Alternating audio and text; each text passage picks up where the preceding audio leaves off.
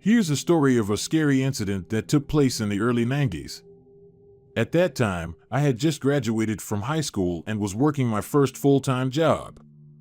I had no interest in going to college, so my only option was to join the workforce and become an actual adult.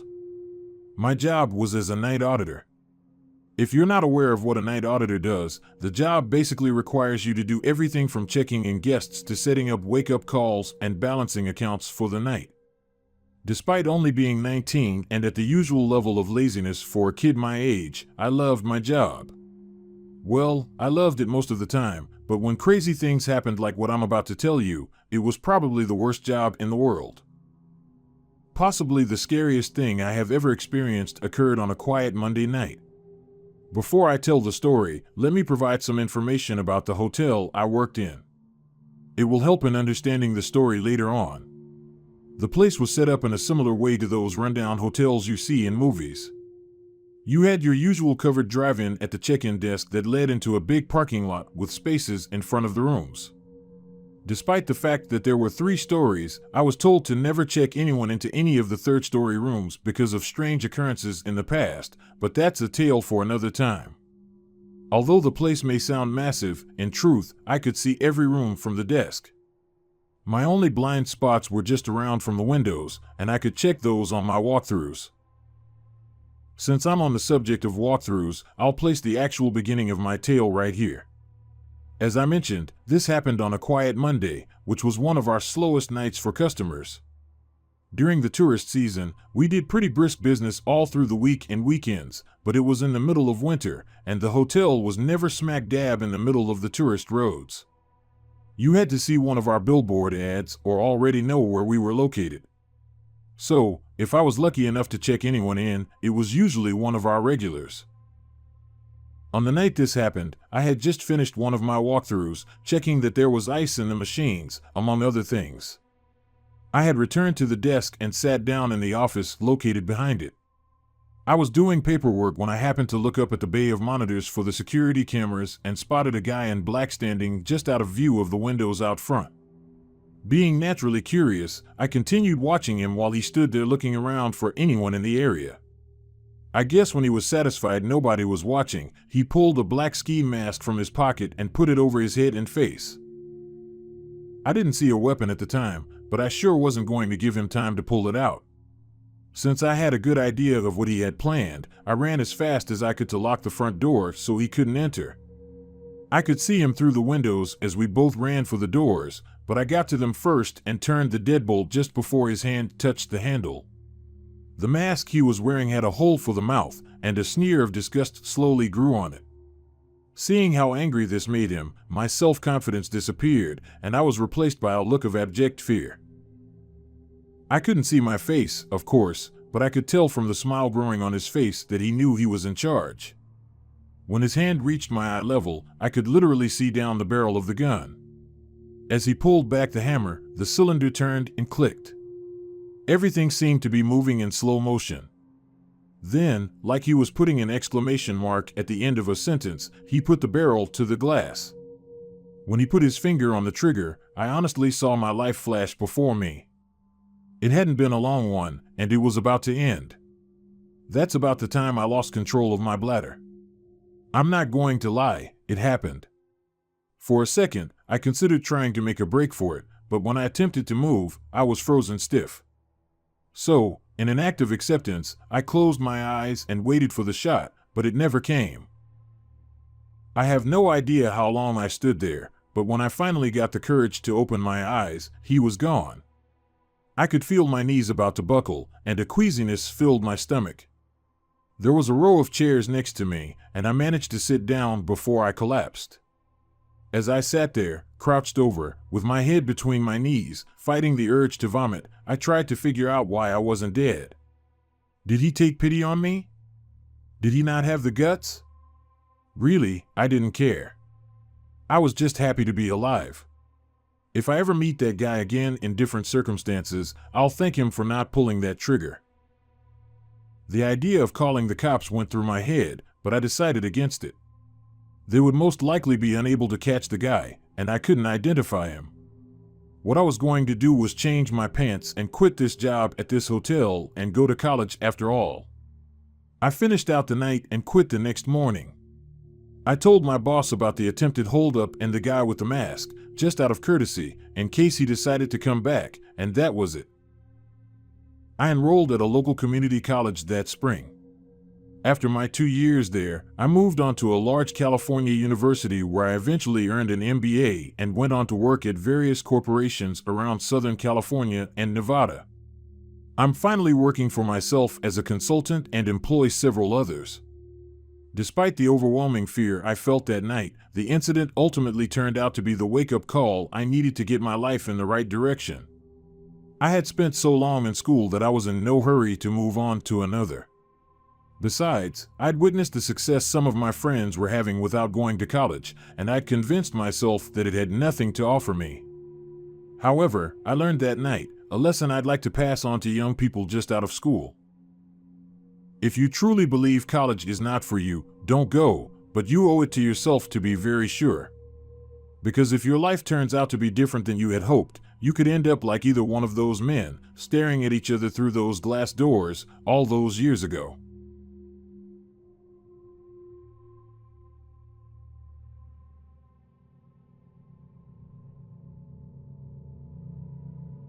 This took place when I was 15 years old, and even though I am 25 now, I'm still not sure what to think of it.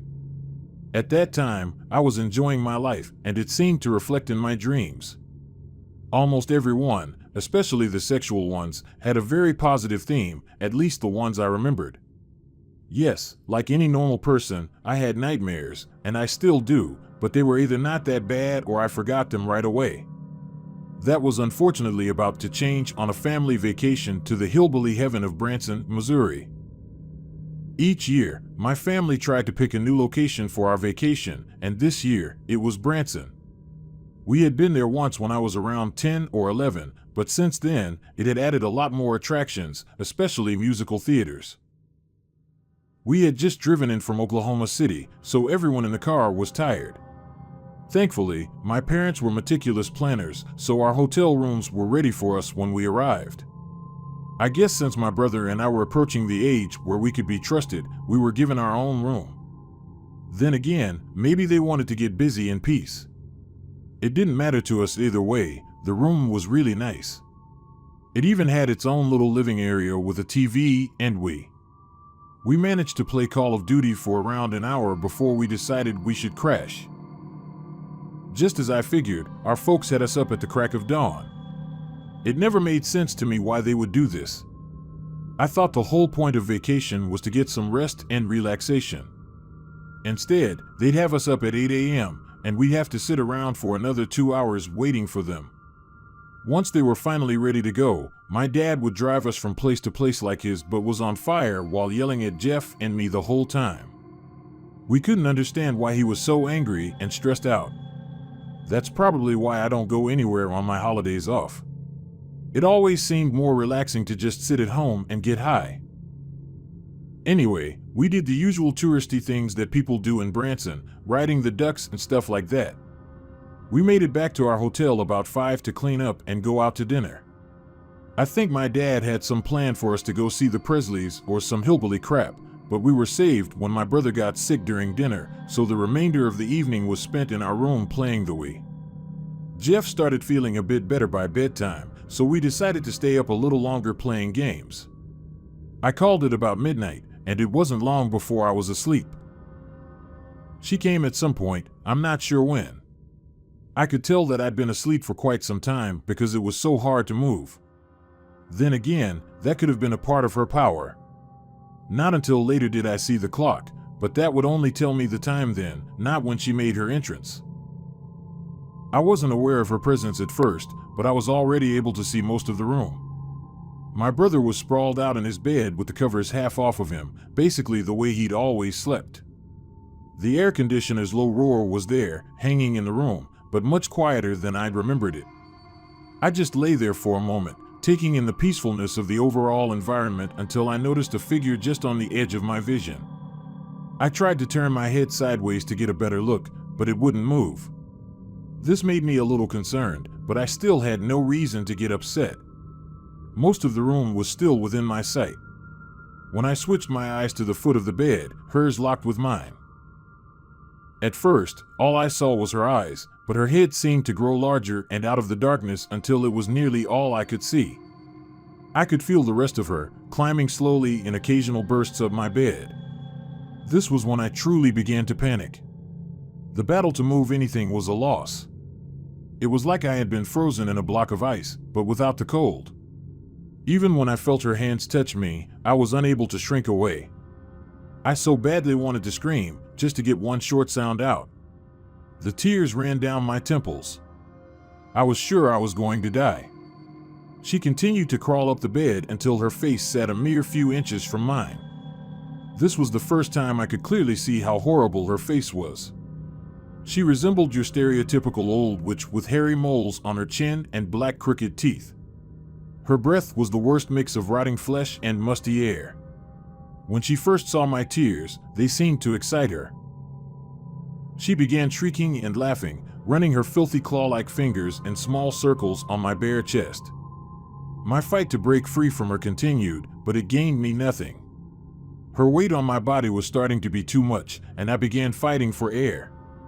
It became obvious to me that her goal was to suffocate me. I knew I couldn't last long without oxygen, and I would be dead in a matter of seconds. Just as I took in my last breath, I woke up.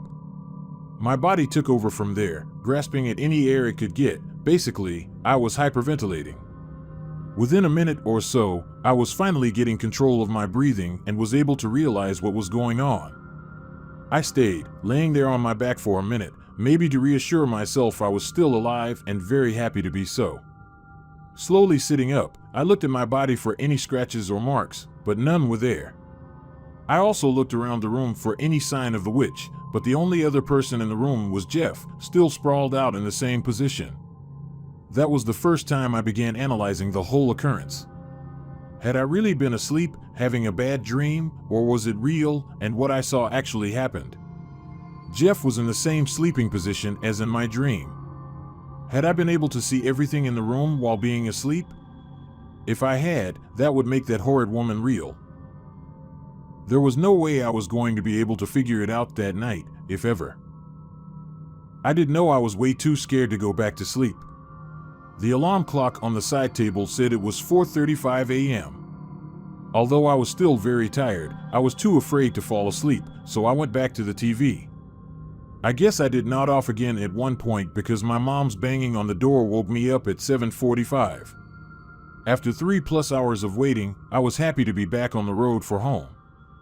Despite our vacation only lasting the weekend, I got the impression that everyone was happy for it to be over.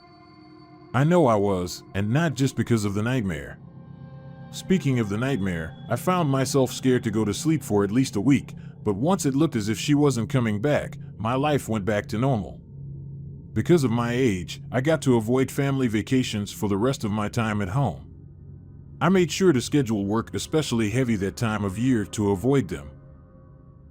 Although I say life soon went back to normal, my fear that she could return still haunts the back of my mind. At least once a week, I find myself trying to decide if that was truly a nightmare or if that thing was actually in that hotel room with my brother and me. I've done a small bit of research surrounding sleep paralysis and the like, and I know the hag, as many call her, is a common part of this problem. If the horror that I went through that night was just a scary dream, I hope I have outgrown the condition. However, if that woman and her group of monsters are truly real, I can only pray they got their required dose of fear that night, and that they never return to reap another from my newborn son.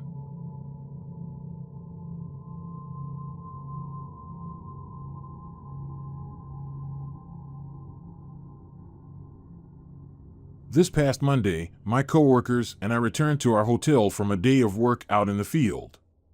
Rebecca and I walked to our rooms, and as we stood outside of our rooms, I opened mine and I saw someone in the bathroom. I said, "Hello," nobody answered.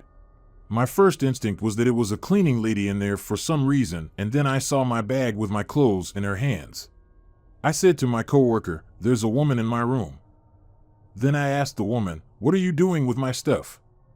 It gets a little fuzzy here because I can't remember everything I said and what she said, but she kept mumbling about how her key still worked, how it still worked, and that's how she got in. I was in shock, and she was obviously very flustered, having been caught mid-robbery. She dropped my bags and fumbled around with her purse and a white plastic bag. By this time, my coworker was behind me, watching all the insanity unfold. This woman was scrambling and walking towards the door, and I said, "What's in the bag?" thinking it is probably my stuff, and so she said, No, it's just my things, I'll show you," and so she did. I looked, and I didn't see anything of mine. Since I was obviously in shock at this time, I let her leave. I went into my room, and it had been ransacked. I did a quick look around to see if anything had been taken. All of my electronics were still there.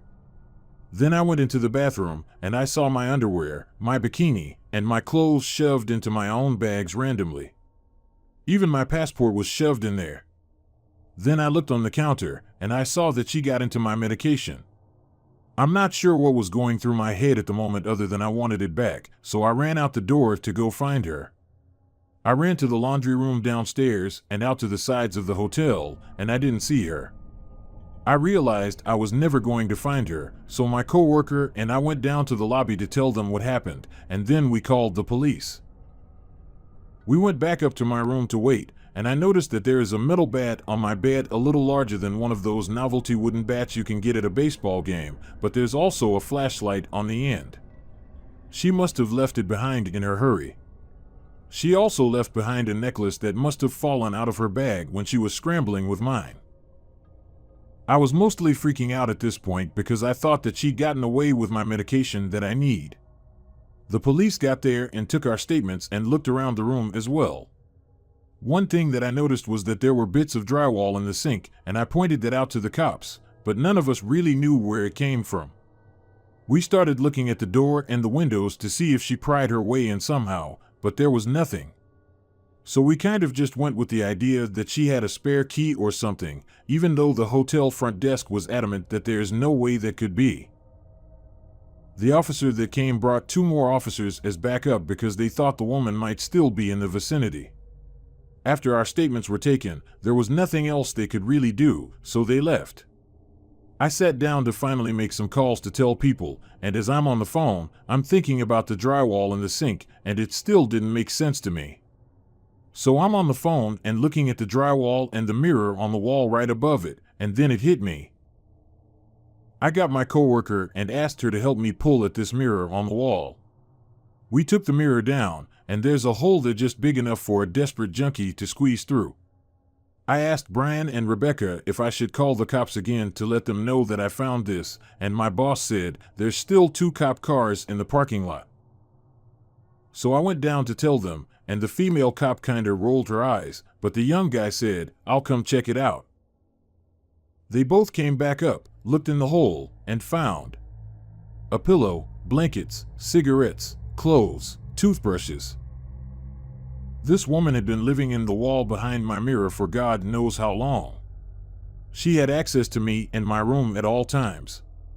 One of the officers called the original officer to come back and take pictures of this.